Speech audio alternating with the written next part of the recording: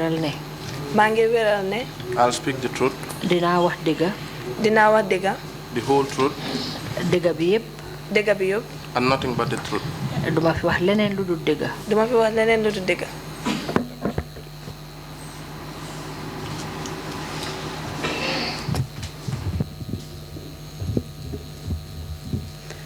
Good afternoon, Ms. Jatta. Welcome to the TRRC. Miss Jatta, maa ngi laa nuyu di la dalal TRRC. Jërëjëf. Thank you all. Thank you for coming at such short notice and cooperating with the TRRC. Jërëjëf ci li nga nangoo ñëw ci diir bu gàtt ak li nga nangul TRRC. Ñoo ko bokka. We are in it together. I know that you speak English very well, but you've opted to testify in Wolof so that it can reach a wider audience. Xam naa ne mun ngaa làkk angale bu baax waaye nag danga tànn pour wax ci olof pour nag ñu bari mun koo dégg. Therefore, please wait for the interpretation before you start responding to my questions. Ci kaw loolu nag bu ma la laajee ba pare na nga xaar bañ làppatoo ko nga door maa tontu. Waaw baax na. Okay, that's good. In order to make yourself more comfortable, please feel free to draw the mic closer to you so that you're seated in a comfortable position. Pour nga mun a toog toogaay bu jekk xëccal microphone bi mu ñëw gën laa jege. During your testimony, well, let me start differently. We met this morning, so you know my name is Horeja Balagay. Gisante woon nañ tey ci suba xam nga ne maa ngi tudda Horeja Balagay. During your testimony, I will be asking you questions about what you know concerning the witch hunt theme. Jamono bi nga joxe sa seede fii dinaa la laaj lan nga xam ci mbir yi nga xam ne ñoo doon rubba duma yi. I mentioned the interpretation to you, so please feel free to speak slowly and allow a few seconds in between our speeches. Wax naa la ne dafa am làppatoo yu ñoo def bu ko defee nag nga dalal diggante suma laajte ak sa tontu nga bàyyi ci tuuti noppaleku soog a uyu. Waa baax na. That's fine.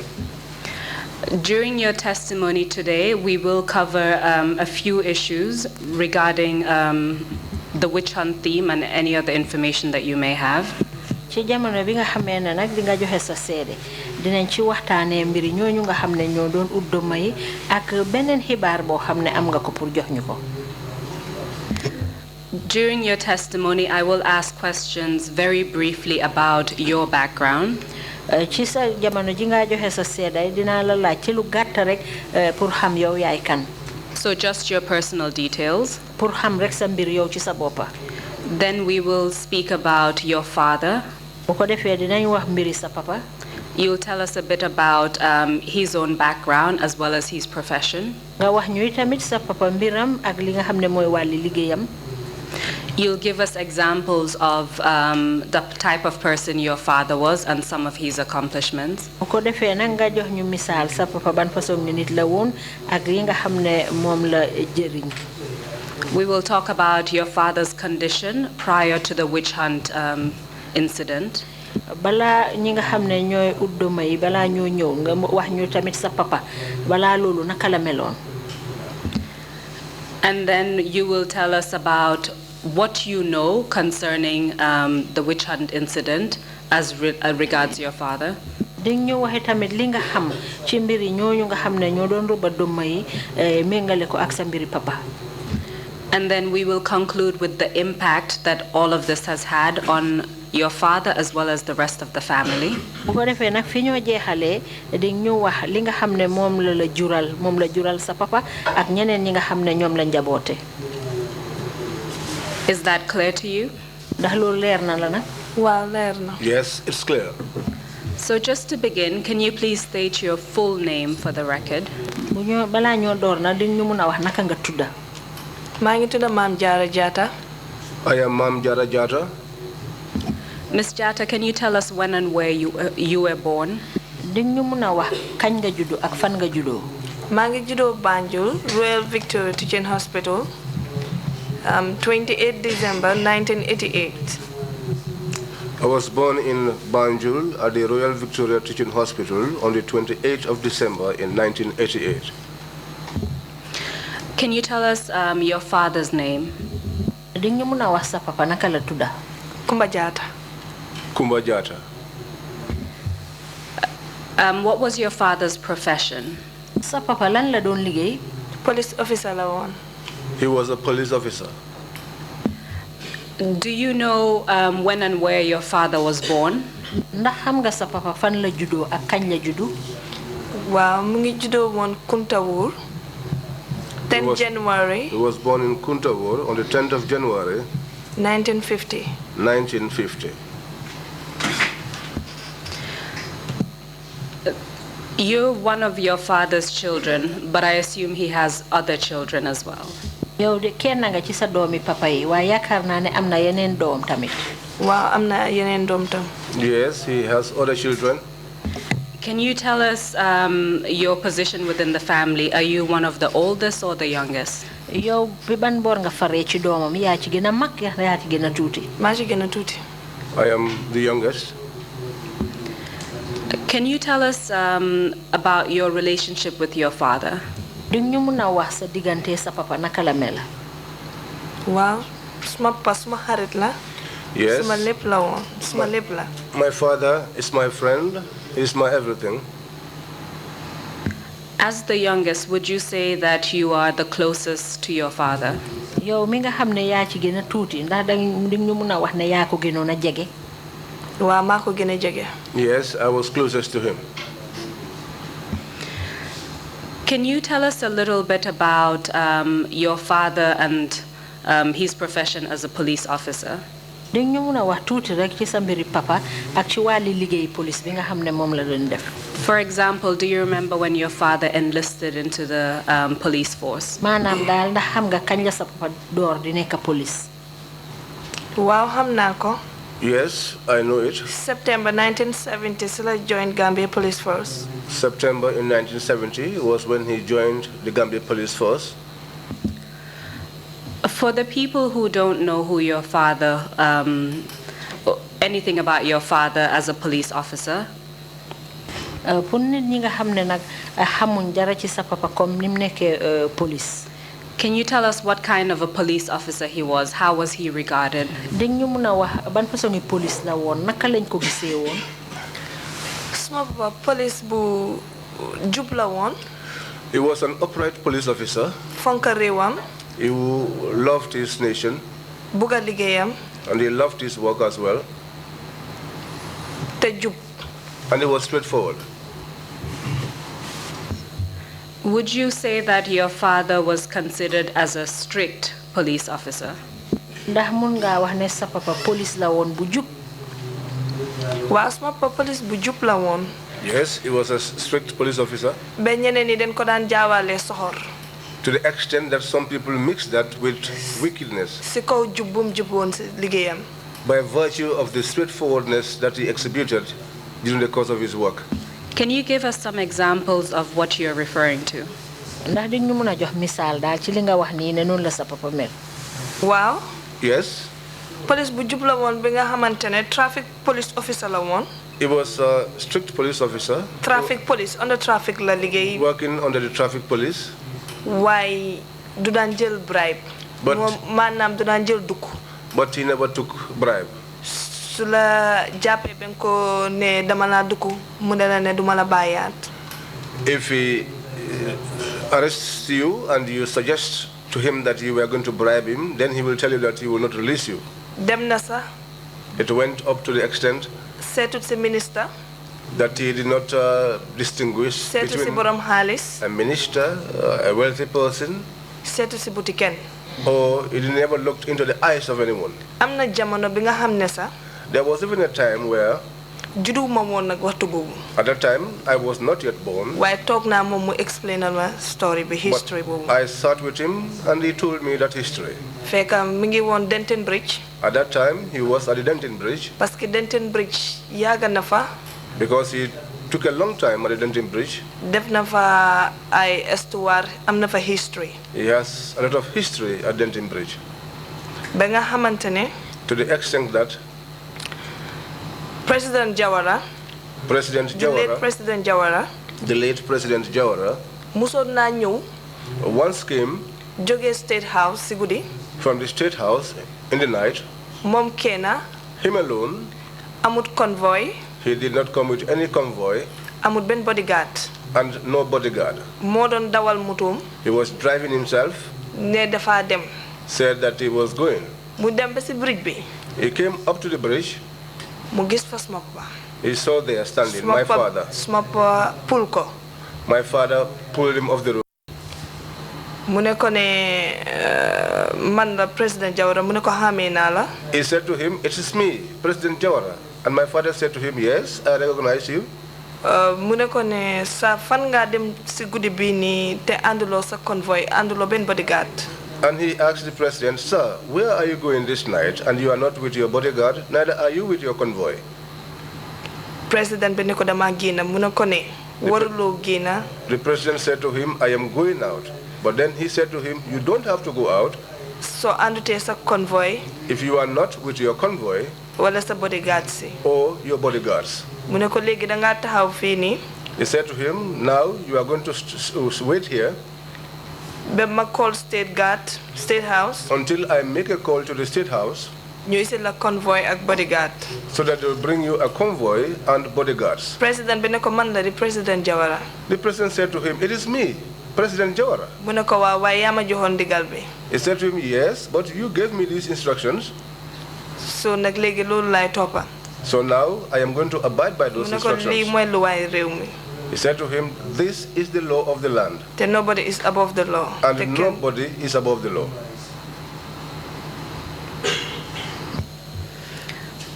So in fact, from what you said, he had the audacity to stop even the president at the time. Bon comme ni nga waxé ni rek amon na fiti taxawal ko xamné sax moy won president jamono joju. Wow. Yes. And you've also told us that he didn't distinguish between ministers or people in high positions. He would stop people for any traffic violations while he was stationed at Denton Bridge. Is that correct? Wax nga tamit ne rañale wut borom xaliss ak ku ñaka doole ministre ak yépp la émalé won ku defu dal li nga wara def na la taxawal Denton Bridge. Wow, parce que suma papa Because my father, the day that he becomes happier, mo nek bes bu mu pagé ay hundreds of moto. That was the day that he would spark hundreds of cars. Ñu amut insurance and moto wala ñu amut license. Those that did not have any insurance cover or whose drivers did not have valid license. Mu yóbbu leen court. And he would arraign them before the court. Bañ fay xaalis. So that they were fined and they paid. So xaalis bu bari duggé. When a lot of income got into the government coffers, dafa haatay su wàcce liggéey. he will come home laughing heartily.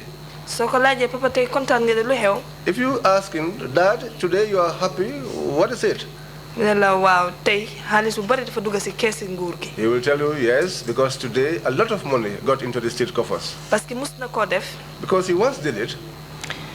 Dafa paagoon moto yu bari yoo xamante ne amuñ insurance ñi amuñ ay reflector ñi amuñ lu war a dem daal ci moto. He once parked a lot of vehicles. Some of them did not have insurance, others did not have reflectors, and others also had so many things missing on them. Ba nga xamante ne Daily Observer gaa génnee ko. To the extent that that activity was reported by the Daily Observer. Dama toog gis newspaper bi. I sat down one day and saw that newspaper. Ma ne ko papa kii du yow. And I asked him, "Dad, is this not you?" Fekk dafa wàcce liggéey newspaper bi. At that time, he came home with that newspaper. Fekk time boobu man maa ngi woon primary school. At that time too, I was at the primary school. Mu ne ma man la kay. He said to me, "It's me." Mu ne ma ne xaalis bu bari laa dugal ci keesi nguur bi ci affaire moto yi ak yooyu noonu. He said to me, "Today I put in a lot of money into state coffers through these vehicles." Mu ne ma ne looloo tax. He said to me, "That is the reason why." Mu ne ma waaye soo gënee mag. He said to me, "But as you get older, di nga gën a xam bu baax. You will get to know more. Dinaa la gën a xamal. I will tell you more. Ni nga magee su ma fi Yàlla bàyyee. As you grow old, if God allows me to live long, den gën a bugg di waxtaan maa yow. we will be constantly discussing, me and you. Dinaa la xelal lu bari ci àdduna. I will teach you many things about this world. Considering how strict your father was, as concerns his job at the time,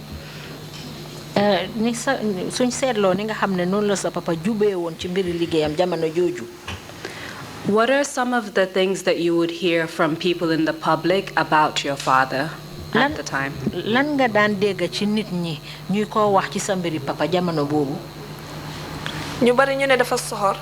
Many said he was wicked. Because I once got into a vehicle. Taxi driver. One taxi driver. Coastal Road turntable. I was coming from the coastal road on my way to the turntable. MAMJARRA. I was there with my cousin. My niece. My niece, okay. So kokumune. So she said. About the Gambian police. She was talking about the Gambian police. Mune dafa amon police sohori fi nekkon dimba. He said there were once some wicked police officers who used to be around. Kusi many Inspector Jase.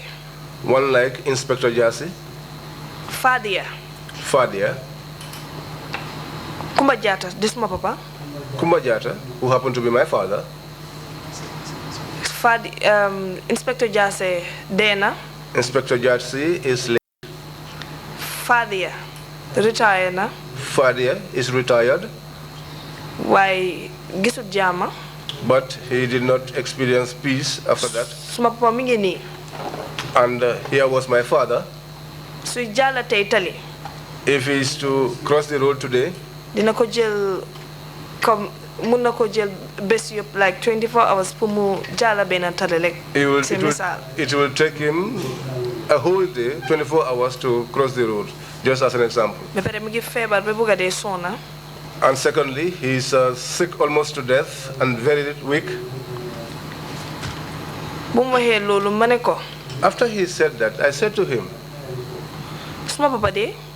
well, my father, the one that you are referring to is my father. Balam don lata teje suma papa sa daf ne Yunus ben traffic police da suma papa moko train. Before he mentioned my father, he had mentioned one officer that my father trained called Yunus. Ogna mom ngi Banjul. I think he is in Banjul. Traffic police officer la. He is a traffic police officer. Mune why Yunus moy nek ci next victim bi. He said, but Yunus would be the next victim.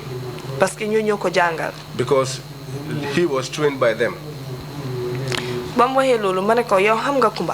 After he said that, I asked him, do you know Kumba? He said to me, yes, I know him. He was a wicked man. I said to him, he is my father. I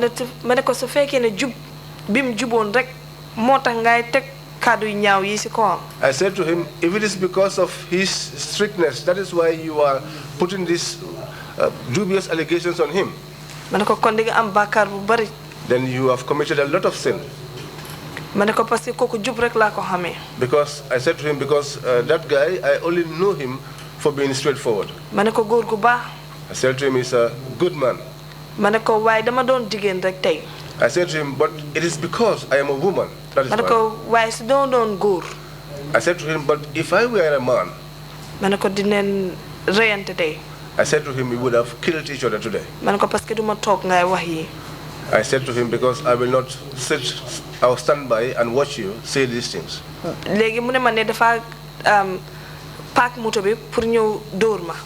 Then he said to me that he was going to park the vehicle so that they would beat me up. One other boy was seated in front of the vehicle.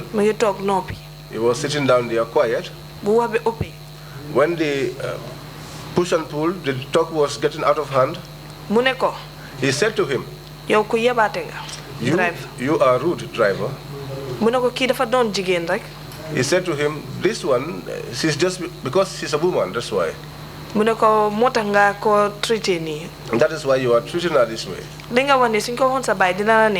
This that you have said, if someone had said it to your father or said it about your father, how would you have liked it? And he said to him, but if you touch her today, it is not going to be a fight between you and me. You park the vehicle and let's see. We went to turntable, and so this boy alighted along the way. He came down and wanted to fight with me. People came and separated us. I said to him, today I am going to sacrifice myself to you. All of that was hard. One time also I came from Banjul with my mom during the prayer time.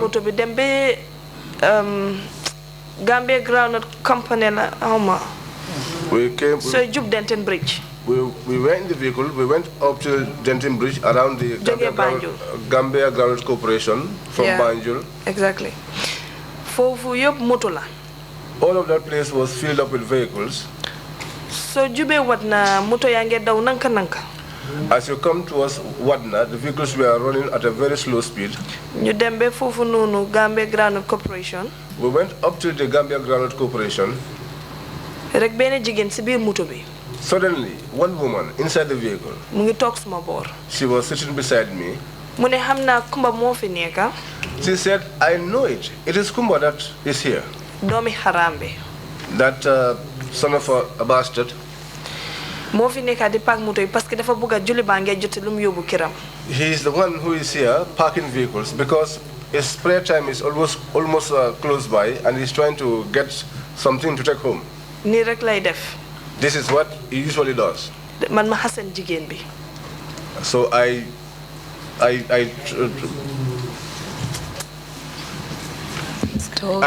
yes, I know. I told her off. Pour mu bay wax bi. So that she would stop that talk. Parce que suma yaay mu ngi tok suñ kanam te dégg ko won bu baax. Because my mom was sitting in front of us and she did not hear her properly. Waaye mu continuer di wax rek faalewuma. But she continued talking. She did not heed to my advice. Te man duma mëna wax suma waxee rek suma yaay dina dégg. And I couldn't speak because if I spoke, my mom would hear me. Suma yaay non la ko déggee. So my mom got to hear it. Suma yaay gestu ko ne ko ne yow koy wax. My mom turned towards her and asked her, who are you talking about? Mu ne ko ne Kumbal Jatta lay wax. Doomi haram bi. And she said to her, I am talking about Kumba Jatta, the bastard. Suma yaay ne ko ne Kumba moo la wax ne amul lum jox njabootam. My mom asked her, was it Kumba that told you that he does not have anything to give to the family? Mu ne ko ne Kumba bàyyi na ay xar kiram. She said to her, Kumba has left rams at home. Mu ne ko ne gis nga mbuus yuñ téye nii ñun dañ jógee shopping Banjul. And she said to her, you see these bags that we are holding, we are just from shopping in Banjul. Mu ne ko ne nag maa la ëppa. She said to her, I am above you. Maa la sut. I am tougher than you. Maa la mun. And I am more capable than you are. Su wax bi ëppi. If this discussion should get out of hand, dinaa la dóor ba nga bugg a dee. I'll beat you almost to death. Mu ne ko. And she said to her, léegi sax. In fact, now, duma la tegaat loxo. I will not even touch you.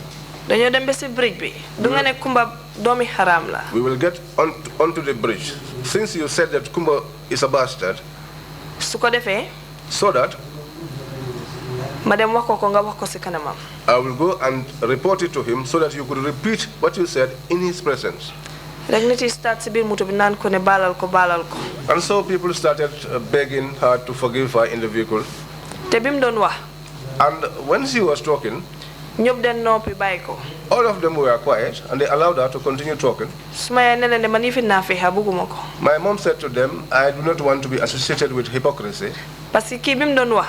Because when she was talking, di jaarale wax yu ñaaw yooyu si moom. and she was saying those evil things to him. Kenn waxut stop ko ne ko bàyyil. Nobody asked her to stop. Yéen ñëpp da ngeen ko seetaan. All of you were there just watching her. Di rey si ron. And laughing underneath. Léegi ngeen maa ñaan bu ma kenn ñaan. And now you are pleading with me. Let nobody plead with me. After ma di ko ñaan. After I began to plead with her, he talks about the my mom was insulting me, telling me that this woman is sitting beside you and saying bad things about your father, and all you can do is just sit down there and watch her. I kept quiet. I said to her, Mom, please forgive her. When we went along the way, we went until we crossed the Denton Bridge. We saw my father standing, parking vehicles. We crossed. My mother didn't tell him anything. We went along the way. The woman alighted where she was not supposed to alight. All of that.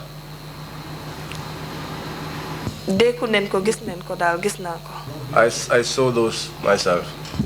So you would say that as a result of how your father was perceived while working at the traffic police, people feared him?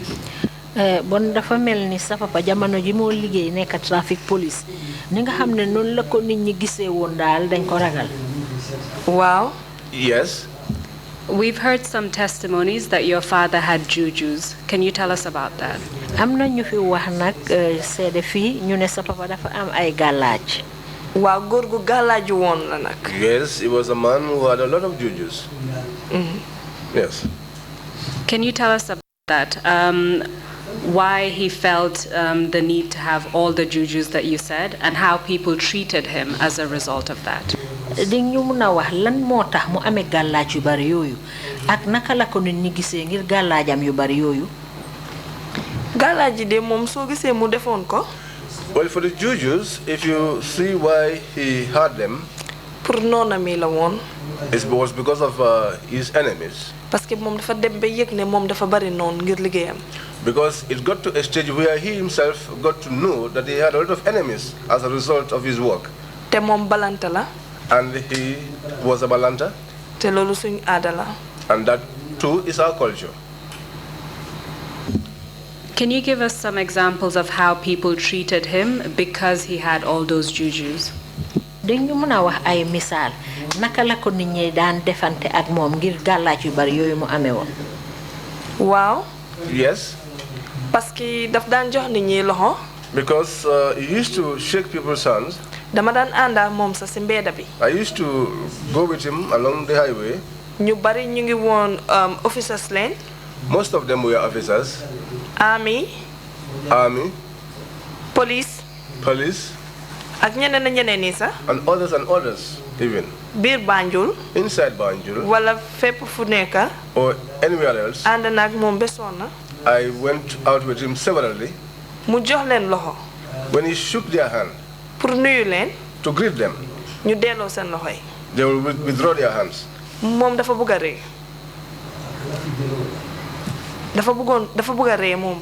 Su ko defé dafa ré ne la lan la lu xew. He used to almost want to laugh and ask you why. So laajé nga ñu ne ko ne yow da nga galaju torop man ñëmé ñu mala jox loxo. And they will tell him no because you have too much juju and I am not comfortable shaking your hand. Mu ne la wa baax na mu dem. He will say to you, well, it's fine, and then he will go on.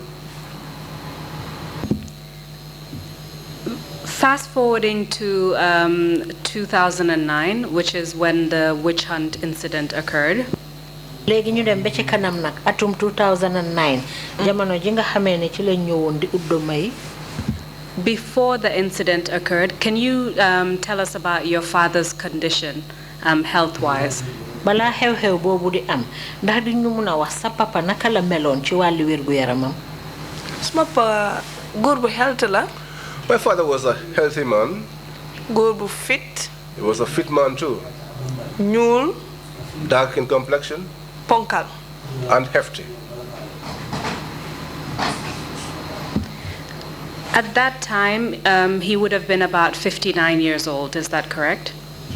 Jamono bobu xamna atam mu ngi tollu won ci juroom fukki at ak juroom ñenent non la. Wow. Yes. As a result of the health condition that you've just described, saying that he was physically fit at the time. Ninga waxe ci wàllu wérgu yaramam ne jamono jooju mu ngi amoon wérgu yaram jamana boobu. Was he still moving around easily, for example? Did he engage in any kind of physical exercise, for instance? Ndax mu ngi doon mën a doxal boppam ndax am na yenn tàggat yaram yoo xam ne mu ngi ko daan def. Waaw daf daan dem dawi suba. Yes, he used to go on morning runs. Daf daan dem jog ak police sa suba Banjul. He used to jog also with the police in the morning in Banjul. Parce que suba teel daf daan jog. Because early in the morning he usually gets up. Sol sport wear. Put on his sportswear. Nañu mu ngi dem dawi ji. Dañoo dem dawi tey biir Banjul. And tell us that we are going to run. Today we are going to run inside Banjul. Wala dañu dem dawi. Or we are going to the beach to run. And so this was his condition up until early 2009, is that right? Te ci noonu la nekkee woon ba ci ndorteg atum 2009 loolu la. Wow. Yes. Do you recall the events of the witch hunt incident in 2009? Ndax fàttale ko nga ñi ñëwoon fii di udduma yi ci 2009? Waaw fàttale ko naa ko. Yes, I recall. You told us that you were very close to your father. In fact, you were the one who was closest to him. Wax nga ñu ne ku jege ñoon sa papa la ndaxam sax yow yaa ko gënoon a jegeñ ci doomam yi. Can you tell us what you recall from what he told you at the time about the witch hunt incident? Di ñu mun a wax yow lan nga mun a fàttaleku ci lan la sa papa wax ci mbiri ñooñu ñëwoon di udduma yi. Waaw. Yes. Ñooñu de. Those individuals. Suma papa benn bés dafa guddee waaja. One day my father came home late. Parce que yenn saa yi moom daf dee teel a xëy guddee waaja. Because sometimes he goes to work very early and closes late. Mostly sax daf dee teel a xëy. Mostly he goes early in the morning. Ba pare daf dee guddee waaja. And comes home late. Bu mu ñëwee force ak uniforme am parce que bés boobu uniforme la sol dem liggéey. When he came home in his uniform, because that day he was dressed in his uniforms. Dafa ñëw ma ne ko papa lu xew. He came and I asked him, Dad, what's it? Ma ne ko ne sa uniforme bi tey dafa waaja di te daf dee junke ne. I said to him, today your uniform is flat and it used to be bulged. Mu ree. He laughed. Mu ne ma den jël tey suma téere. He said to me, today my jujus were taken away from me. Ma ne ko sa téere. I asked, your jujus? Mu ne ma waaw. And he said to me, yes. Ma ne ko ñan la. I asked, who are those? Mu ne ma ñenn la de ñu ngi sol ñu ne Guinea Bissau lañ jógee. He said there are others. There were people who were they're said to come from Guinea Conakry. Who were said to come from Guinea Conakry. Gaa ñu ngi sol yére yu xonxa. They were dressed in red. Am seen sabar. And they had their drums. Ma ne ko si naka. I said, how? Mu ne ma man de dama toogoon suma office. He said to me, well, I was sitting in my office. Gaa ñu ngi oote woon parade daal gaa ya nga génnoon ci biti. They had called for a parade and they were outside. Waaye man génnuma maa ngi toogoon suma office. But I did not go out. I was sitting in my office. Mu ne bi ma fa toogee. He said, while I was sitting there, ma toog gis Jesus Ensa Baji. all of a sudden I saw Ensa Baji, Jesus. Ma gis RSM Koli. I also saw RSM Koli. Mu ñëw dugg si ak borom baxana yu xonxay ak ñeneen plain clothes. He came inside with others who had red caps and others in plain clothes. Gaay ne ko ne. They said to him that. Góor gi ne ko den soxla sa téere. The man said to him that they needed his jujus.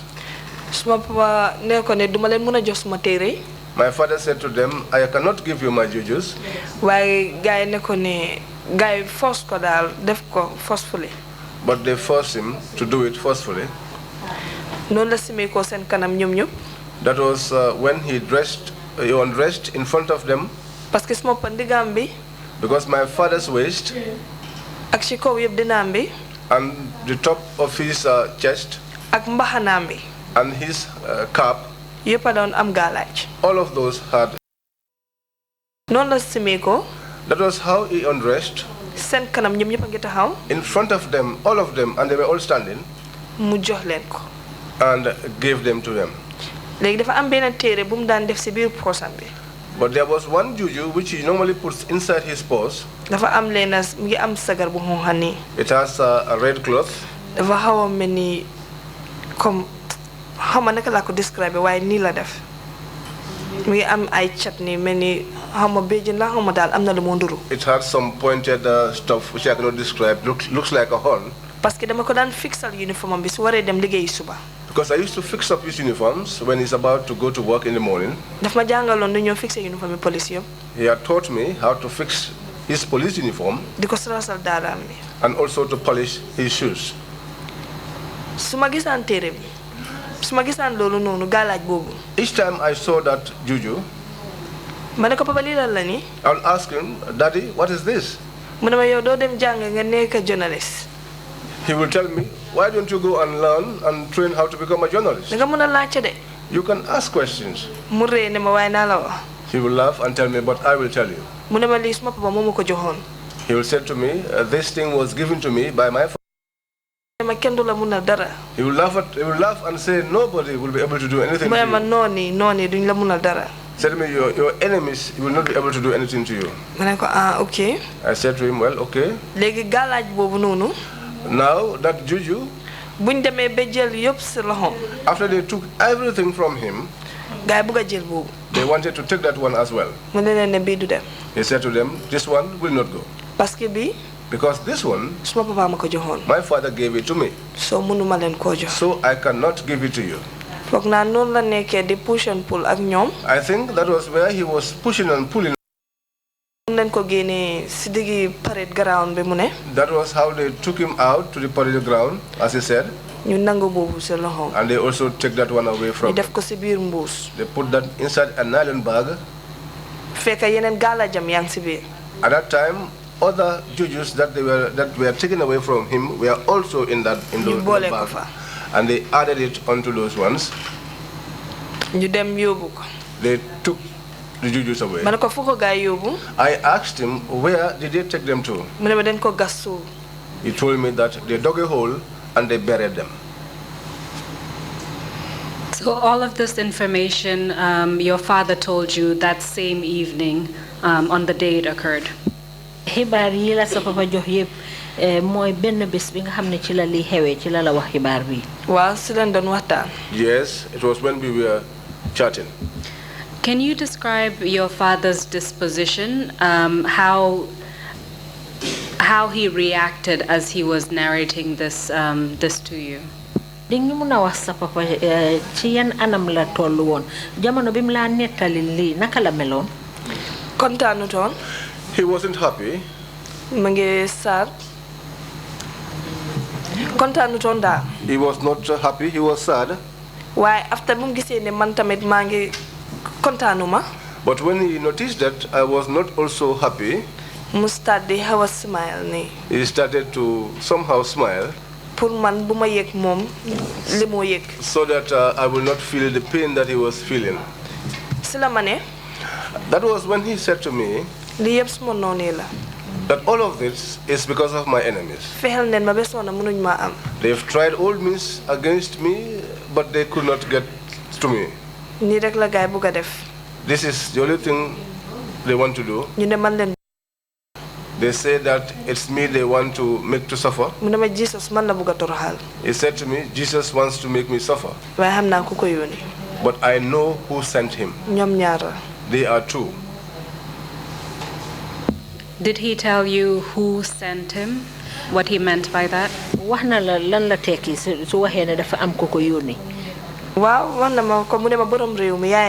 Yes, he told me. He said it was the head of state, Yaya Jammeh. That he was the one who was pushing Jesus onto him. Because the two of them don't like me, and I know that. That was when he said to me, RSM Koli, that he too, he does not like me. Because one time, I once went on to visit my father at the headquarters.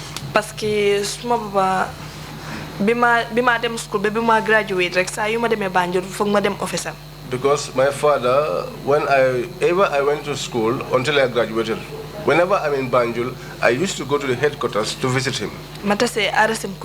I met up with RSM Koli. He said to me, hey, where are you going to?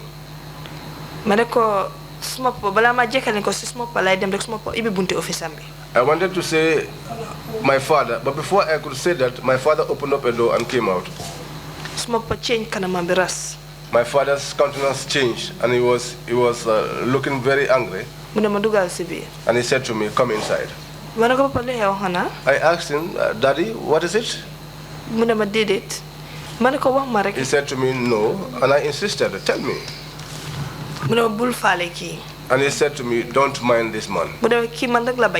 This man hates me. And he's not literate. He laughed after and he kept quiet. So from everything that your father told you, he felt that he had been targeted. Lila sa papa wax ni yeb dafa melni dal mom dañ ko doon ut. Waaw dañ ko doon ut. That's how he felt, right? Yes, he was being targeted. Waaw loolu la feel. Can you tell us what happened the next day after the incident at the police headquarters? Dañu mëna wax nak ci ëlëk sa lan mo xew gannaaw xew bi am ci police headquarters. Sikula ci sa waxon na suma yaay waxon nañu ne dañ ko wax mu report ëlëk ci suba 8 o'clock.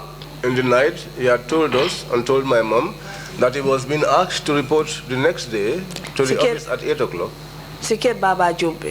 At Baba Job's house. Either Kotu la wala Kololi. It's either in Kotu or in Kololi. Ñaari place yi benn place lañu ci waxon. Among between these two places is one place, one of these two that he said. Suma yaay ne ko bul dem. My mom said to him, don't go. Mu ne ko yaa awa dina dem. He said to her, yeah, Awa, I will go. Parce que dama dem setali suma bopa. Because I'm going there to make myself clean. Mu ne ko gis nga yi suñ la ko defee.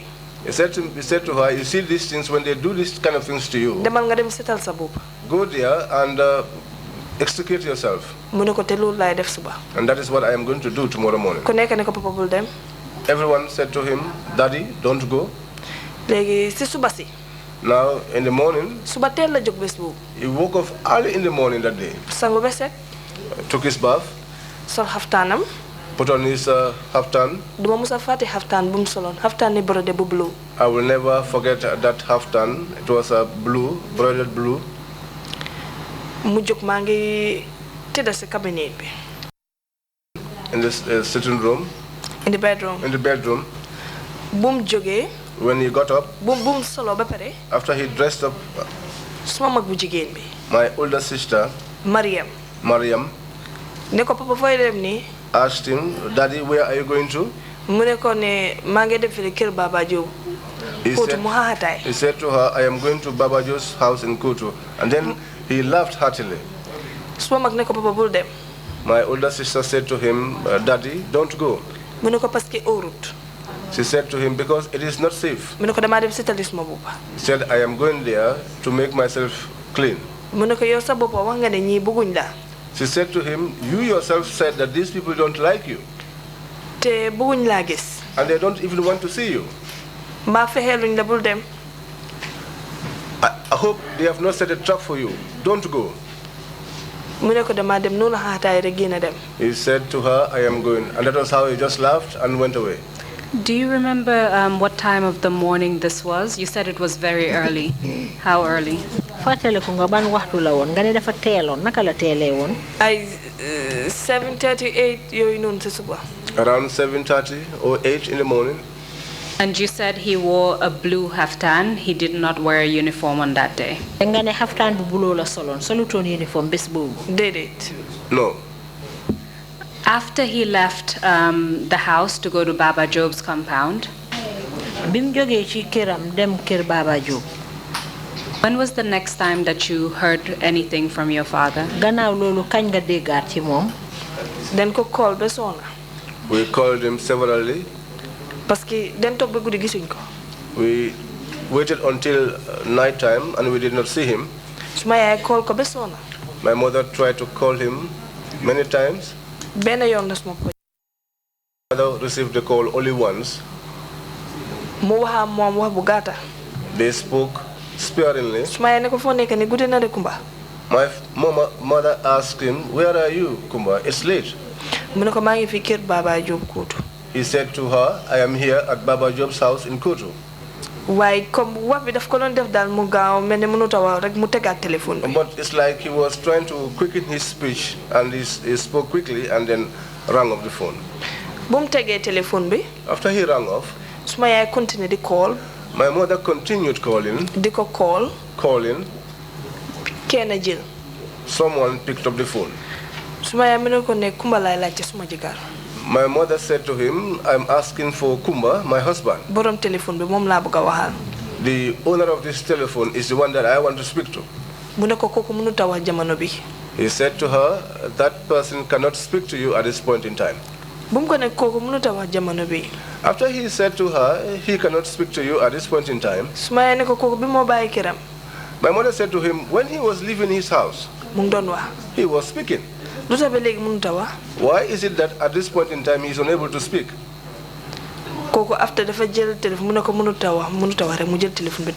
So that individual just said to her, "No, he cannot speak, he cannot speak," and then he too rang off. After he did that,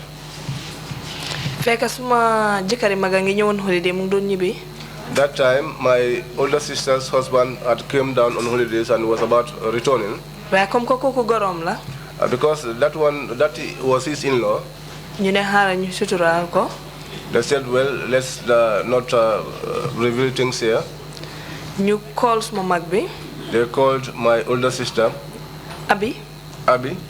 You called Mariama Jata. They called my older sister. Mom Amila is a soldier. When they called her and told her, my sister said, "We are coming so that we will go there." My mother asked her, "Do you know the place?" Find out. She said she would find out.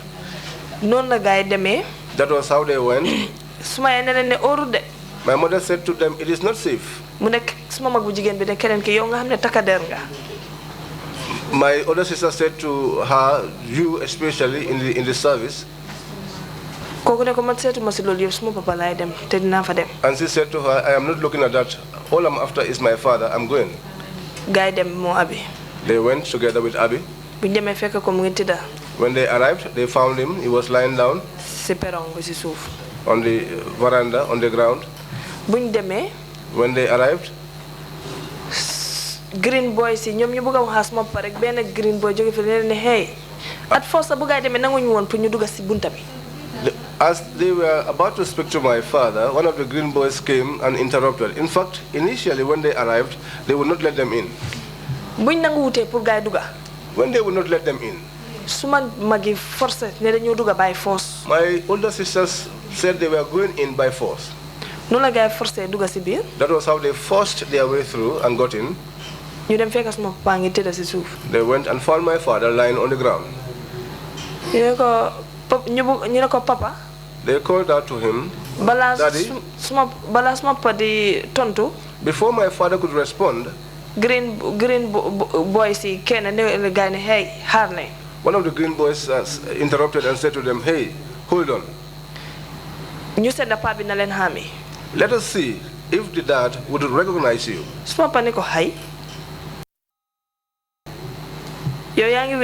Are you okay? These are my children. And he asked him, "What are their names?" My father said to them, "It's Abi and Maria Majata." So my sister, Maria Majata, and Abi, that was when they said to that individual that we want to take our father home. And they said to them, "No. Your father, the dad cannot leave this place until tomorrow." They asked them, what's happening? They said he will not leave this place until tomorrow. That they were given an order because of the medicine that they were going to drink. Suma panelen suma magu jigen ne suma panelen wa comme ka lolu la dem len de grawut. My father said to my older sisters, well, if that is the situation, then just go. It's okay. Guide them. So they left. Biñ demé. After they left. Bala ñu dem ñu la né 8 o'clock ci suba mën ngeen ko jël ci. Before they left, they told them that tomorrow at 8 o'clock you can come and pick him up. Wala 9. Oh, 9. Non la gaay joggé. That was how they left. Suba tel gaay dem fa. That early morning and returned back there. How do you know that this is what happened at Baba Job's house? Who told you? Parce que suma makiya mako explainer. Interpretation. I'm sorry. How do you know about what happened at Baba Job's house? Naka nga xamé li xew kër Baba Job? Parce que suma makiya mako netale. Because my older sisters narrated the story to me. Bu gaay ñëwé buñ leen laajé. When they returned and we asked them. How did all of you feel that night upon hearing this information? We could not sleep the whole night. What kind of thoughts were going through your mind at the time?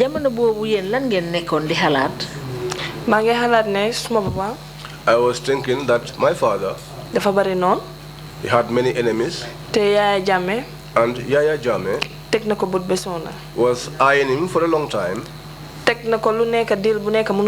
He has tried different means of accessing him and failed, so that he would imprison him, but that too did not materialize. And I said to me, then this one would be the ultimate. I said, but may God make it end peacefully. We will come back to that later on. But you said that night no one in the family slept. No, no one slept till the morning. Can you tell us what happened the next day? Wow. Yes. The following morning, when my elder sisters went to pick him up, my father, in his strength, anyone that knows him truly, know that even while he was in his late 50s, was a very strong man, very hefty. They carried him like a baby, bringing him inside the house. He couldn't speak. His tongue was tied. He couldn't speak. I cried when I saw him. Because at that time he was weak. They took him and laid him on the table in the sitting room. And when he was being taken in, he was menacing as if he was suffering from some pain or being injured. He sat down for some days. He did not go to work. He couldn't speak. His tongue was tied. All the time. Because someone that usually speaks all the time, now that he's forcing himself to speak, his tongue was heavy. Till after, for days, that was when his tongue was loosening up and he was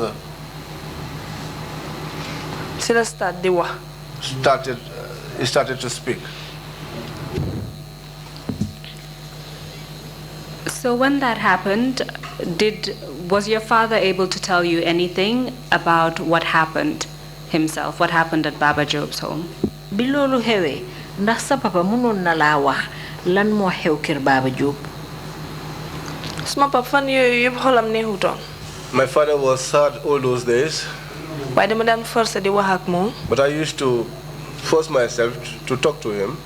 Man ko papa lan mo xewon fele xana fo demone? I used to ask him, Daddy, what happened where you were taken to? Waaye daf ma dey xol ni rek. But he used to just look at me like this. After mu dem fofu de den don jox nit ñi ay garab. And he will say to me, well, there they used to give us some medicine. Garab. Nobody knows what it is. It's something that looks like kube jaro. He said to me, because there are some people who have drunk it and they were talking out of their senses. Some will be saying that I brought down this plane, I ate so and so person. People have lost touch with their senses. Apart from what you've described regarding your father's condition,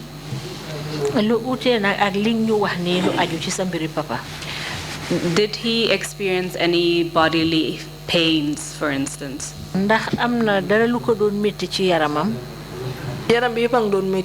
His whole body was paining him. He was weak instantly.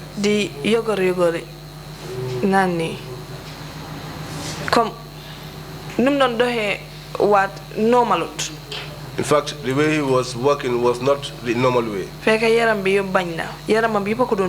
that time, his body was all weak. If he wants to get up and my mother goes to us, leave me, my whole body is paining. Your father eventually...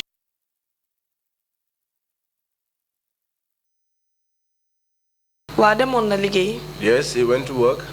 Do you recall if that was a few days later or a few weeks later? Exactly.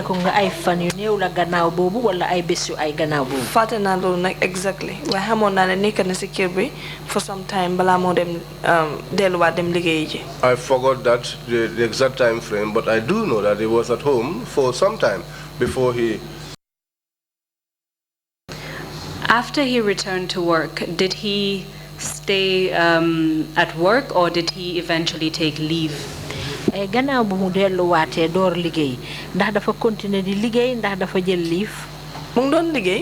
was working.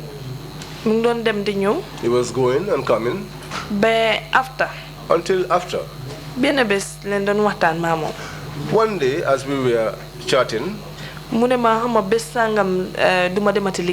he said to me, I don't know, on such days, I will not go to work.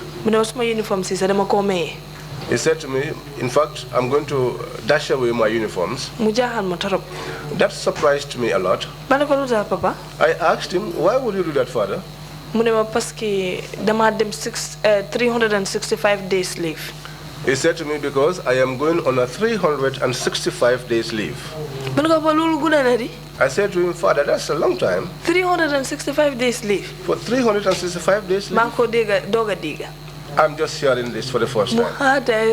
He laughed heartily. He said to me, yes. I said to him, well, that's fine.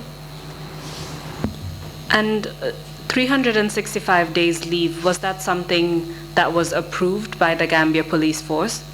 Wow.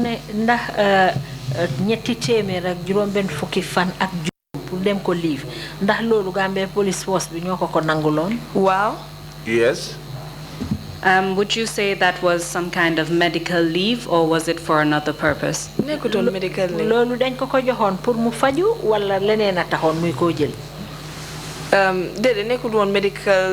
leave. 365 days leave, right? No, it was not a medical leave. They just gave him the 365 days leave.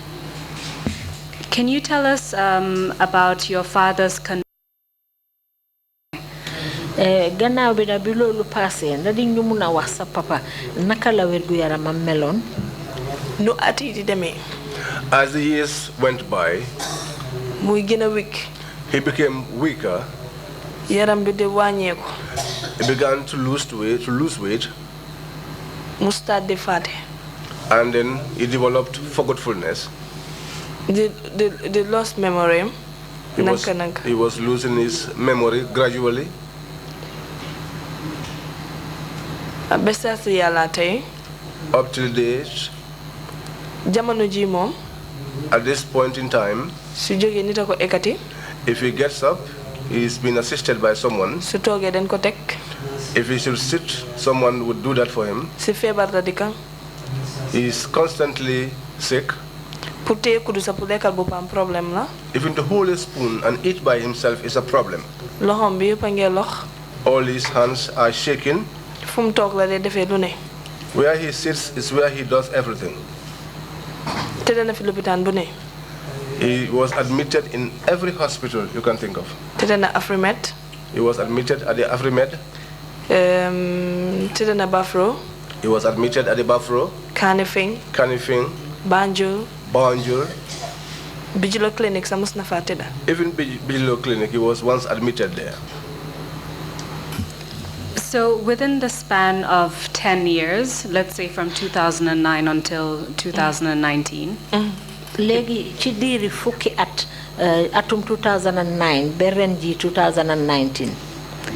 From what you've said, his health condition deteriorated quite rapidly. Ci li nga wax ni dal yow ci ni nga netali dafa melni walu wergu yaram mu ngi gën di delu gannaaw bu baax. During various hospital and clinical admissions, was he diagnosed with any kind of illness, or was he told why his health was deteriorating so fast? Ci lopitaan yu bari yi nga wax ne yeb dem na fa ndax amna ay jamono yo xamne wax nañ ko lan moko jot wala lan mo tax wergu yaramam di gëna delu gannaaw. Suma baba. My father. Suñ démé lopitaan. Each time we go to the hospital. Luñu dé wax mo neka. What they used to tell us is that Papi dafa am high blood. That my father had high blood. Dafa am diabetes. And that he had diabetes too. So fa toge 2-3 days. If he stays there for 2-3 days, they'll return back again and report that they did not see that in him. Not long ago, he was admitted at Bafro. Nurse we checked. The nurse checked him. Kanifing. At Kanifing, no, sorry. Nurse we checked. The nurse checked him. Because that day, as he sat down, his whole body was disturbing him. We even thought that we would lose him then.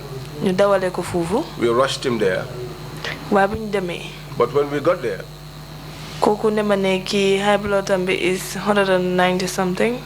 This guy said to me his high blood was 190 something. When we returned again, the next day, the following day, and my dad did not take any of his medication. He didn't touch anything. We got there to 120 something. How? It went down to 120 something. I remember exactly. I cannot remember exactly the number. But I know that a lot of reduction in figure happened. Asked me, does your father have something that is bothering him in his heart?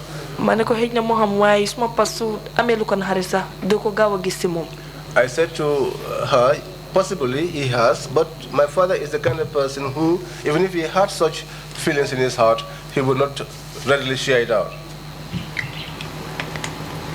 But I do know that since he drank that medicine up to date, that was when he started to feel sickly. Because he was not the sickly type.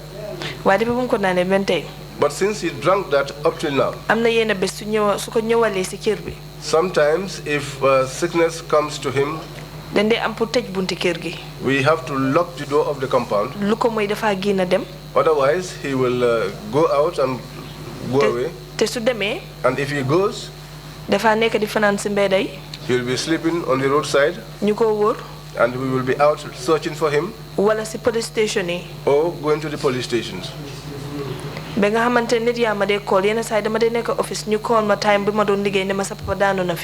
extent that at that time I was working, people will call me and tell me your father has fallen down here. Or my friends will go out in the night and they will find him in some places. And then they will bring him along to the house. Or the taxi drivers will find him and then they will bring him to the house, and then when they come I'll refund them the cost of their travel. But I used to take a vehicle, going around searching for him. And if that thing comes to him, he used to be very wild. He'll be hitting the place, striking everywhere. Aggressive. Or he'll be beating people. He used to be very aggressive. Earlier in the week, you provided us with some photographs as well as a video of your father. Is that correct? Yes.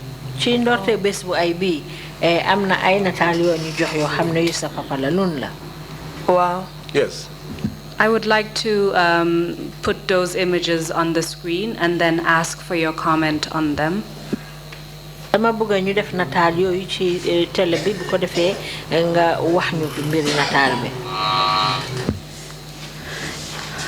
image that we're looking at right now, can you tell us when this was taken? This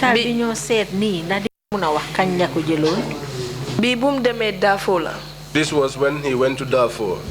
2006, 2006, in 2007. In 2006, but he returned in 2007. Under AU. He went under the AU. And so 2007, 2008 passed, and then the witch hunt incident occurred at the beginning of 2009. Legi atum 2007 wesu 2008 topuche beci ndorte 2009 ci la ñewon nak di seddo may jamono bobu. Wow. Yes. So this picture was taken about a year, maximum 2 years before that. Mu ngi melni natal bi mu ko jëlon at wala lu jégué ñaari at bala ñoñu du fi ñew. Wa lolu amna. Yes. Can we put on the screen the one that says Kumba slideshow? Can you describe for us what we're looking at on the screen?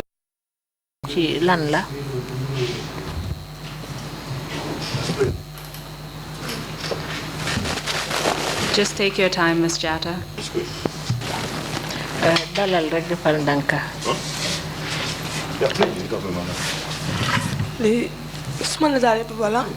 These are my father's photos.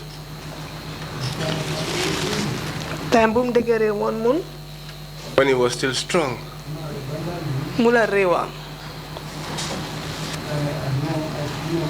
And was able to do things for him.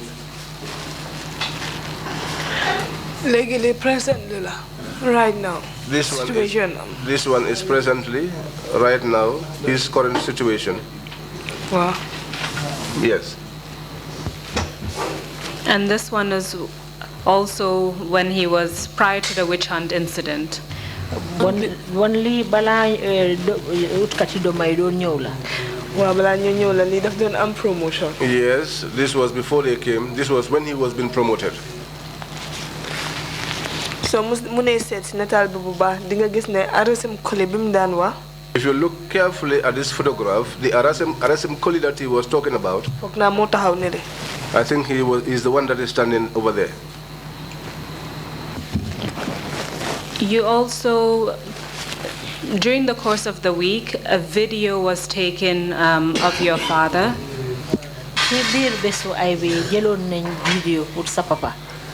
And we tried to get from his own words what happened. And you were assisting your father with that.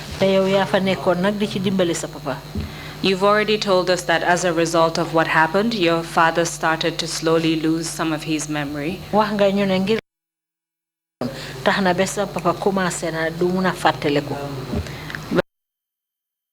Permission to play the video, I will ask them to play it and then ask you to comment after. Comme que nag njabootam ñoom jox nañ ñu ndigal pour ñu teg vidéo bi dinaa wax ne ñañ ko teg bu ko defee yow nga mun di ñu nettali. Can I ask the OB van to play the video? OB van mun ngeen a teg vidéo bi. And turn up the volume very loud. Nga ekati kàddu yi nag ñu dégg ko bu baax.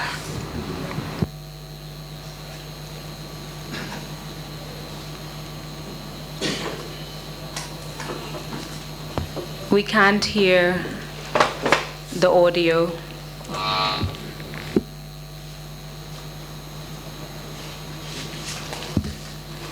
Can you restart the video and turn up the volume?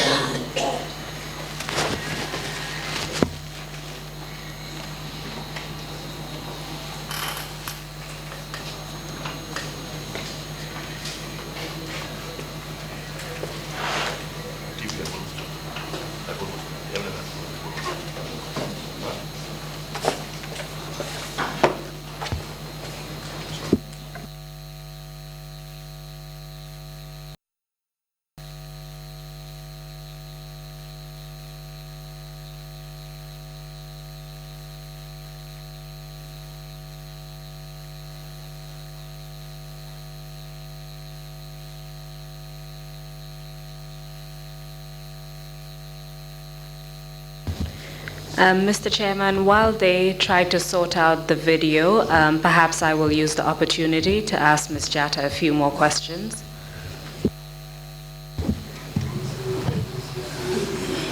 After what happened to your father, and the fact that this was in relation to the witch hunt incident in 2009.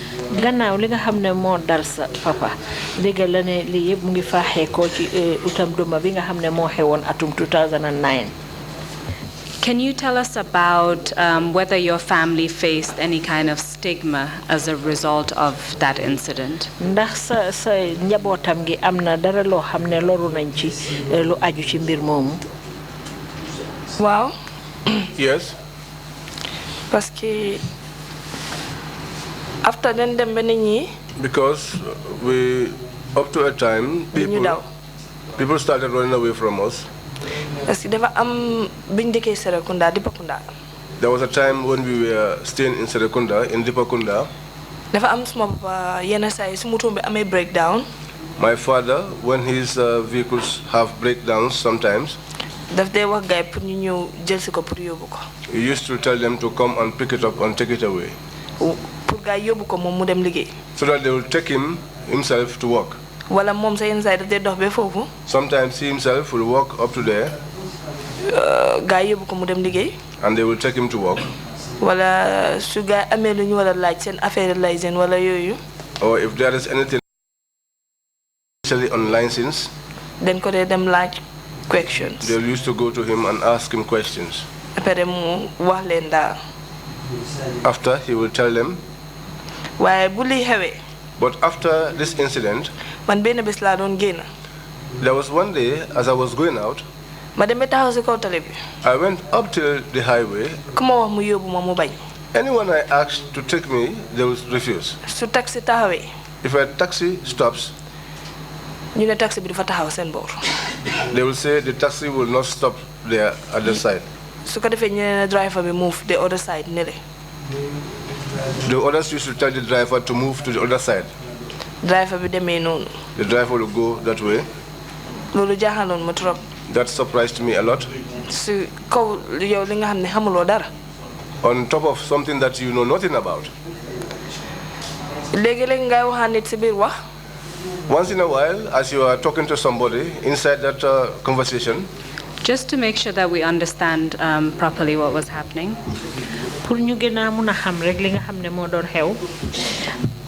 from what you've said, who are the people who would tell the taxis not to stop there? Taxi driver. The taxi drivers. Those that used to park there at the highway. That you should go and park at the other side. And that was because the taxis would be stopping to either take you or someone from your family. Is that right? Wow. Yes. How did you understand that situation? What was happening at the time?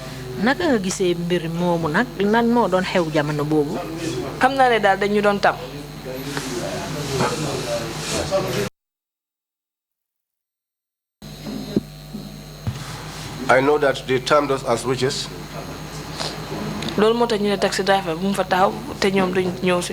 That was why they told the taxi drivers not to stop there, and they will not also come to our home. How do you know that they had termed you as witches? What led you to that conclusion?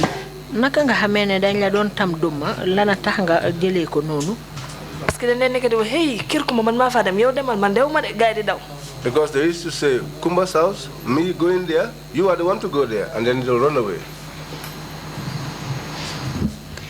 And what was it like being spoken about in that way? How did you and your family feel?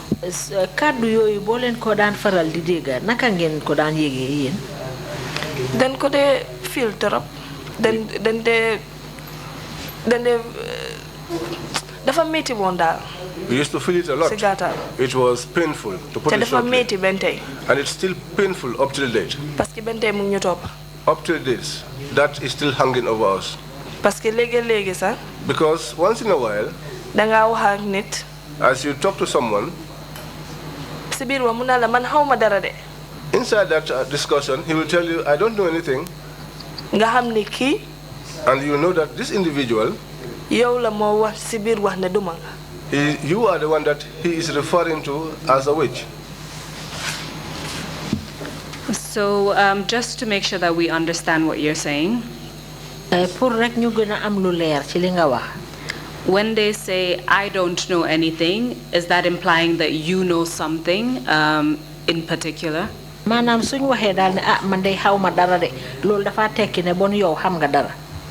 Wow. Yes. Can you explain it further so that we understand what you mean? That is to say, inside word of speech, to say that I don't know anything, that is to say, then you are the witch, then. And these are things that people would say to you directly.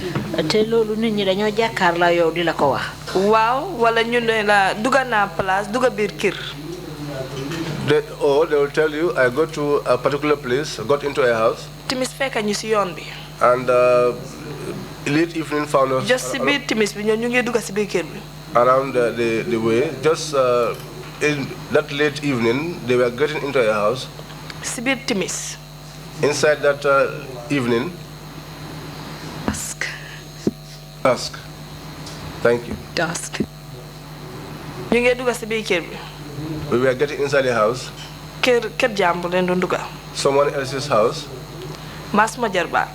Myself and my niece.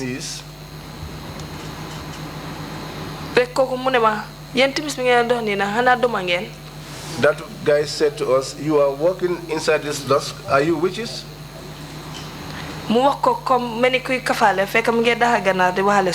He said it in a manner that sounded as if he was joking, but he did it that way to sound as a joke, but at the same time, hammering the message home.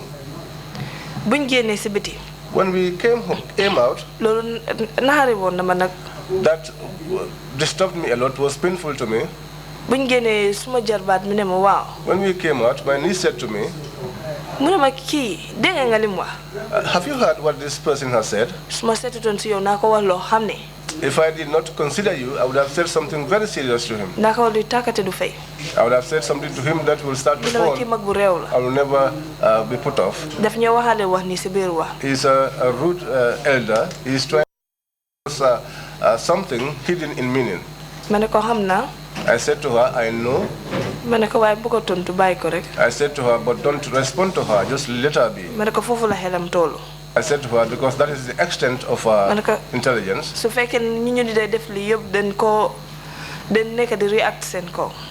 said, if the people that they do this to usually react on them, then they would not be living today. So do you feel that people treated you and your family differently after the incident, the witch hunt incident in 2009? Bon daal da ngay yëg ne nit ñi niñ leen doon gisee ak niñ leen a gisee gannaaw biñ doon uddama yooyu dafa uute. Waaw dafa uute. Yes, it was different. I would like to find out from the OB van whether we can play the video. Have the technical issues been sorted out?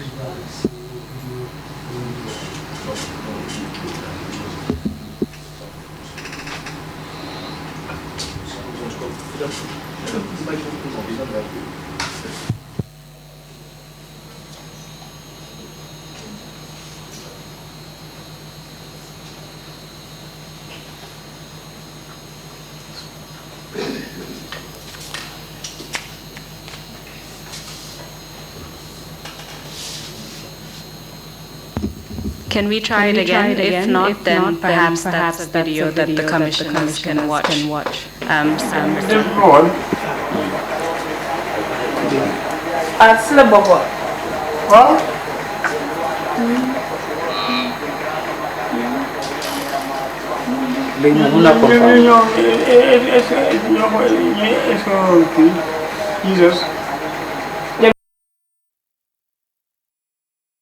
I'm pulling to the end of my questions. I just wanted to play a video simply because it has some information that Mr. Jatta himself was trying to relate to the Commission, albeit with the assistance of his daughter. But I'm being told that there is a technical difficulty, and perhaps they can try during the break to solve it and then play the video. But that is the end of my questioning, and we do have another witness after the break. So it's either we suspend and try again, or if the commissioners have additional questions, we proceed with that and then allow Ms. Jatta to make a closing statement. I leave it entirely in your hands. Thank you. Thank you, Counsel, and thank you, Ms. Jatta, for your testimony on behalf of your father and the family. Sorry that you had to endure so much suffering, and the father as well. I do hope we get to hear him at some point, either this afternoon or a time that when the technical issues are resolved. Commissioners, if you have any questions, please indicate. If not, Ms. Jatta, if you have any closing remarks to make, please proceed to do so now. Ms. Jatta, bu fekkee ne am nga kàddu yoo bëgg a gaaral mën nga koo wax léegi. Waaw, man lu ma bëgg a wax rek mooy ne. Yes, what I would want to say is that suma papa liggéeyam bu rafet. The good works of my father ak baaxaayam and his goodness ak baaxaayam and his goodness ak baaxaayam ba ñetti yoon and his goodness for the third time si réewam and his straightforwardness in his country ak bugg a dëkkaam and his love for his country tey moo ko esel lum am nii is what brought him this condition that he is now enduring at the moment. Ba nga xam ne su jógee nit a ko ekati. To the extent that if he gets up, he would be assisted by someone. Su toogee nit a ko teg. And if he should sit, someone has to place him down. Si góor gu am 69 years. On a man who is just 69 years old. Nga xam ne dafa tëdda lopitaan suma yaay ji moom fa tëdda moom di fanaan si lopitaan. When he was admitted at the hospital, my mother used to spend the night with him there. Suba man ma jóg ba guddi. In the morning, I will go there until night time. Su waxtu lifin jotee ma bàyyi fa meer bi mu fanaana moom ba suba. Evening time, I'll leave the old woman there to sleep, and I'll come return home until the following morning. Parce que moom tam daxu ko wér bëccëg bi ma ne ko demal nga tëdd nga noppale ko. Because she too was not very well, so I will used to tell her when it's night time, you go and sleep. Ak suma mag yëpp ñuy daanoo ka jóg. And my elders too, we were struggling up and down. Ak lum liggéeyal réewam yëpp. With all his efforts he has put into the development of his country. Duma mun a wax Gambia Police Force seen liggéey de. I cannot talk about the work of the entire police force. But I am saying today that in this country, if I told anything, my father deserves a medal. To show appreciation to him, they saw us with my father sitting down in our sitting room. Medals. We at the news where medals were being given.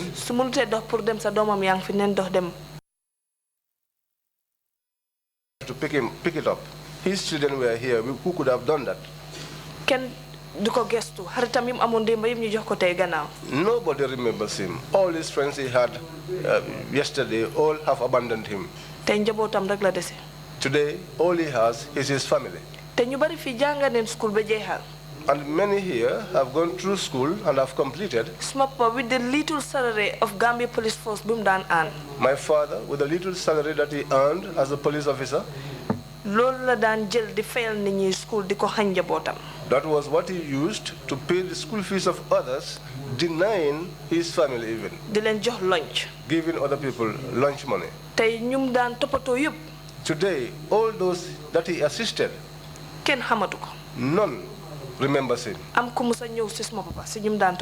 None has ever come. Amongst those that used to help came to my father.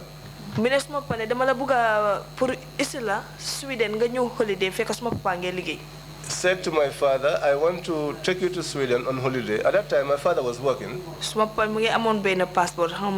passport, diplomatic passport, but red diplomatic passport. My father had a passport. I'm not sure if it was a diplomatic passport or a service passport, but it had a red cover and written on it was diplomatic. He has never used it to travel. And he could have used it to go on holidays. When that individual said that to him, he said to him, I want you to assist my daughter, MAMJARRA. Because she just completed her high school.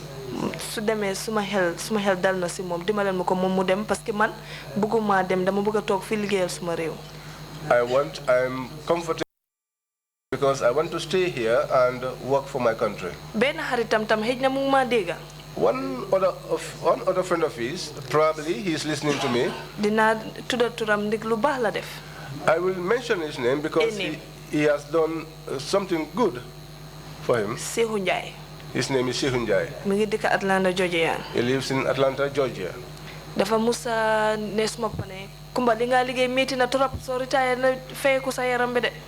He once said to my father, Kumba, the manner in which you are working is very serious. When you retire, that will have a toll on your health. My father laughed and he said to my father, I wanted you to come to America on holidays. My father said to him, no, I will not go. Leave here my job and go on holidays. He said to my father, just to come on holidays and relax. My father said to him, no. That was how he returned home that night and explained that scenario to my mother. My mother said to him, you won't go on holiday? Won't you go and relax? Kumba, when you are old or when you are retired, this hard work will have effect on your health. Invitation. She asked my mother, do you want him to write an invitation for you so that you could go on holiday? My mother said to him, well, if you don't want to go, then he said to her, yeah, well, then I'll tell him. And that was how the invitation was written, and my mother went on holiday. Someone that loves his nation, to the extent that he was written to by the UN 3 times, time bi mo dem Darfur bu Baboucarr Sow di am appointment am bi bir Darfur. When he was going to Darfur, at the time when Baboucarr Sow had this appointment at Darfur, former DIG. The former DIG. Suma potam dafa amone ñom ñaar ñoko amando. My father too had that invitation. They were the two that had it at the same time. Suma pa delo bosam ne mom dafa delu ci. Dafa ñu liggéey réewam. My father returned, declined the invitation and said that he was going to return home and work for his country. When he came, I asked him, Father, why did you return that invitation? He said to me, because I am patriotic to my country. It's better for me to work for my country than to go out and work. I said to him, but your remunerations out there is not the same as what you will get here. I said to him, today they are even prepared to take your whole family. So that all of us will go and settle in America. With all the hardships that we are going through here. He laughed and said to me, God is good. So all of that, anyone that did that for his nation, there is nothing that the nation can give back to him in return. That when he gives his back, people are now laughing at him. That when his children give their back, people are pointing at them and saying, this is the daughter of Kumba. My father used to go and sleep in police stations, and people used to laugh at him, do all. I used to go around looking for him. He used to go to the Serekunda police station. He used to go to Sukuta police. When he loses his way back to the house, police officers, you know? I know that they were junior police officers who were under him. Even their bosses were trained by him. One day I was coming traffic light. At the traffic light. I spent a long time there. Almost an hour. I was there almost an hour. Then I was sweating profusely. So I went to around the Kotu police station by the Elgin. I parked there. I was there. I was discussing there with two police officers. I was saying to them, but today the traffic is very, very congested. I said to them, even after having 4 police officers, they cannot still regulate the traffic.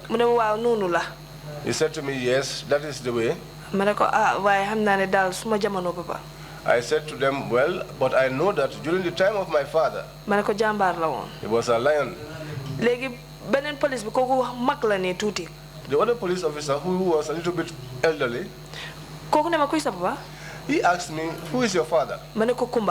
I said to him, Kumba. He said to me, oh, that one was my boss. He said he was my good boss. Junior officer boy. The other junior officer, who was a boy, said to me, well, Kumba, let Kumba not disturb us.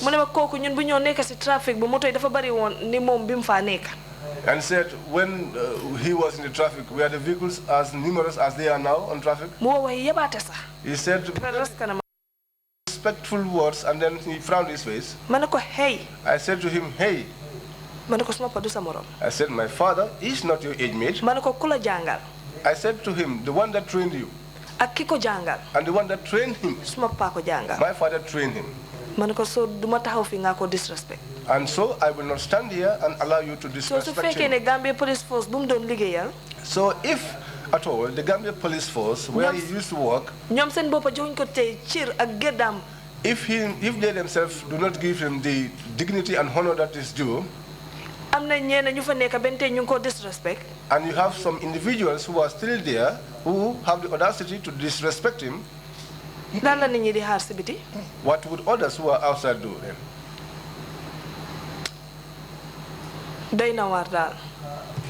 It's disheartening. The way we live is hard life. It's hard. And this will follow us even to our grandchildren. On to our great-grandchildren. That is the way I feel. Because after this happened, up to date, 2009 that was in 2009, until today, we are living that life in this country. My father, even those that are outside, they give him his honor. Senegal. In Senegal. Then them Tuba. We used to go to Tuba. Then ko salute bam aga. They will salute him until we reach. Ñew di jël ay drinks di ko jox. They will come and be taking drinks and giving to him. Parce que ligéyam bu rafet. Because of his good deeds. Amna ben senior army officer. There was one senior army officer. Gambia fi. In the Gambia here. Dafa dem bir Sudan. He went inside Sudan. Dafa dem mission. He went on a mission. Bum ñibsé ñu tok di wax. And we were chatting. Xam nga lu ma wax? Do you know what he said to me? He said to me, MAMJARRA, and I said yes. He said to me, do you see your father? You don't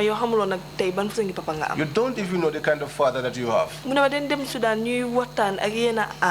He said to me, we went to Sudan and I was chatting with other army officers. 2006, 2007 army police la. They said to me there was one man here. He was on a mission here in 2006, 2007.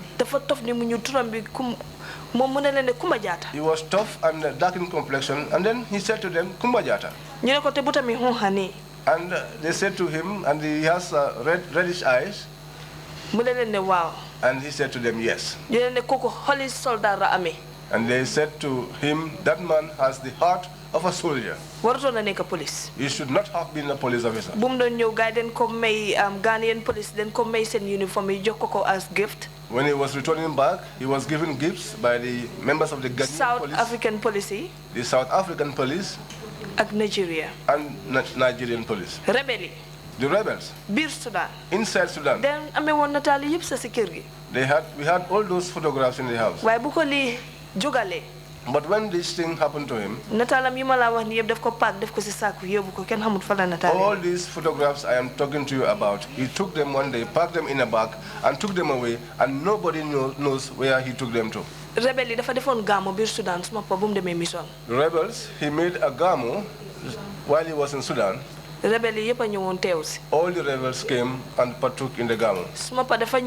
My father came. Assistant camp commander because he was the assistant camp commander there. Camp commander They said to him, your camp commander has been killed.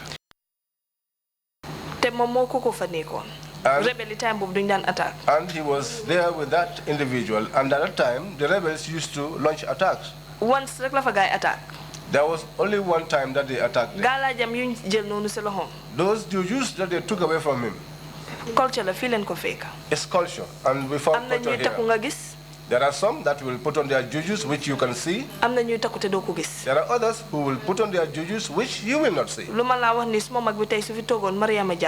I am telling you here, if my older sister Maria Majata were here, and nobody would lie against a dead person. The late director of immigration, Babu Karmbu. The late director of immigration, Babu Karmbu. I went personally and sat inside his office. He said to me, your father is a true man. He is really a true man. He is not fearful of anything. He said to me, you see, while we were in Sudan and we got attacked by the rebels, he said, my father stretched out his palm like this. All of those that were behind him, none of them were touched by bullets. People were running and lining up behind him. What I am saying here is something that is very clear to me. Because my older sister found my father in Sudan. Also, Babu Karmbu was also together with my father in Sudan. So you see, there he has protected human beings. I am thanking you. And I am giving you the honor. Because Because I knew that this day must come eventually. Wow. Yes. Because for a man that has worked for his country, a man who has a clean heart, a very good man. Long ago, like ages ago, You see, even before this problem happened, there was a time, which was a very long time ago, where he was alleged that there was one European, that this European said that my father, at that time he was at the mobile traffic, that he and his team, his boys, that they tortured him foreign currencies and took the Europeans' foreign currency away from him. 2 weeks It took 2 weeks. My father did not report to work. Investigate matter. They said that they were investigating the matter. Basic court on the day of the court, that day, everybody in my house woke up early. My mother is here seated. My mother got up and she was crying. He said to her, "Don't cry." And said to her, "What must be, will be." He said to her, "This man, I do not know him daytime or nighttime." But if he says that what he alleges is what actually happened, then let's go to the court. But if they take me, if they take me away, take care of the children. Because I know that you are a strong woman. And also, if you know that if you go to the court, you will be crying, stay home. So that was how we went. At that time, Philip Jaju, police commissioner right now. He's a police commissioner right now. They went to the court. When they went to the court, they asked the European, "Do you know this guy?" And he said, "No, I don't know him." The judge asked him, "Don't you know this guy?" And he said, "No." Then he asked him, "Then why did you say that he tortured you, he beat you up, he and his boys, and then took your money away?" Then the European said, "No, they sent me to him. I don't know this guy. I have never seen him." 24 hours. The judge said to him, "Then I give you 24 hours to leave this country. If you don't leave this country, I will lock you up." He was going to his office. They put some magical charm on the way to his office. As soon as he saw it, he used to continue to go. And then he will tell them, "You are trying means to access me, but you will never get hold of me." I know that there's not much time. But a lot of things happened. But if I want to narrate all, we will not leave this place. Many, many terrible things. But all of these things will return unto God. All the time. My father, what he usually says all the time, that he said that Ensa Baji, Jesus, Yaya Jammeh, that they put all this calamity on him, but if they had killed him, would have been even been better. Because one time, that was the time when they were destroying the drug and the marijuana. They had asked all senior officers to be present. That they had given them time. How much 7 or 6 I'm not sure whether 7 or 6, that when that time reaches, senior officer and any senior officer is not present there, they will start the burning in the presence of those that were present. Before he came, he found that they had started the burning. Before time. My father came before time. He said to me, now, do you see? They said they wanted to bond. They told us our time, and it was time. And before the time, they went and bond. I asked him, so what did you do then? He laughed and said to me, MAMJARRA, and I answered him yes. And he said to me, your father, nobody will belittle him. He said to me, I turned inside with my vehicle. I asked him, which way did you go through? Straight headquarters. He said to me, straight to the headquarters. Straight Banjul. He said to me, straight. I went to Banjul straight. He said to me, I will not stand there and join their foolishness because I don't even know what is it they want. So many other things, things of generation. He never took part in it. I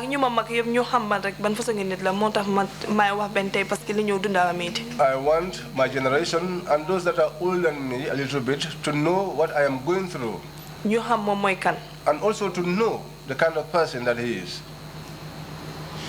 Thank you so much. May God reward you for your deeds. And all the leaders who are here, may God make you live long. And the young ones too, may God give you as you wish. Thanking my friends, my mother, my sisters, all. May God shower peace on you all. Horaja Balagay, thank you. Thank you. May God reward you all. Thank you very much indeed, Ms. MAMJARRA Jatta, for your testimony. And you have represented your father and the family very well indeed before this commission. Jërëjëf MAMJARRA Jatta teewal nga sa papa ak ci turi njabootam gi bu baax a baax. We thank you very much again for your testimony. ñu ngi laa gërëm bu baax ci seede yi nga fi def. We will now take a... Oh, sorry. Dama bëgg gërëm kenn. Excuse me, I want to thank one individual. I had forgotten to thank the individual. Moy Fatoumata Diallo Tambajang. And that is Fatoumata Diallo Tambajang. Gaiden jël réew mi rek. As soon as they took over the state, mu calls my papa. She called my father. Waxtaan ak moom. And had a chat with him. Lijjanti fu mu dëkka. Found out where he lived. Mu yónnee ñu saako maalo. And sent us a bag of rice. Julli di jot. When prayer time reached, daf ñu yónnee woon saako maalo ak sukur. She sent us a bag of rice and sugar. Julli di jot. During the prayer time, mu yónnee si sama papa xar. She sent my father a ram. Mu waxaa sama papa. She spoke to my father. Mu ne sama papa ne da nga liggéeyal réew mi torop. She said to my father, you have worked for this country a lot. Tey dëkk bi dañ la war a delloo njukkal. And today the country has to show his appreciation to you.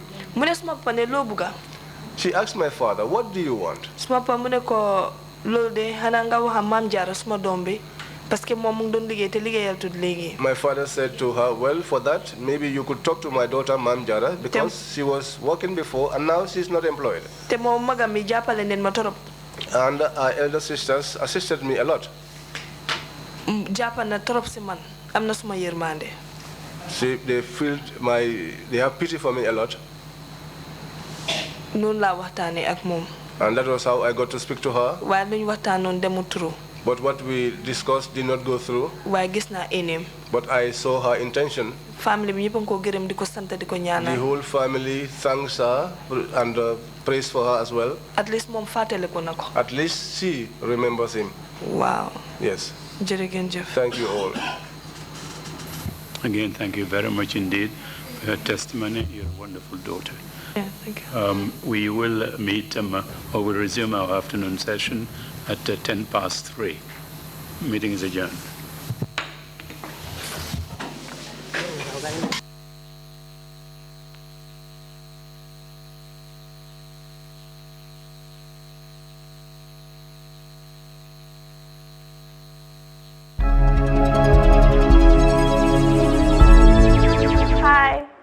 is Ami Sahna, founder and owner of Her Apparel, a mother's clothing brand. Tough Startup has been one of the best things that ever happened to my life, if not the best. My name is Modul Ahmed Fati, founder, farm manager, ML Poultry. Before Tough Startup 2018, this used to be my poultry house with about 200 chickens. And today, ML Poultry has just built a new farm with a production capacity of up to 4,000 chickens. I'm Ivo Lawrence Mendy. I am the CEO and the founder of Cameco. The Tough Startup, we're able to register the company in Ghana as a limited, let's Ride Africa Ghana Limited. I urge every single young entrepreneur out there to give it a try. It's a life-changing experience.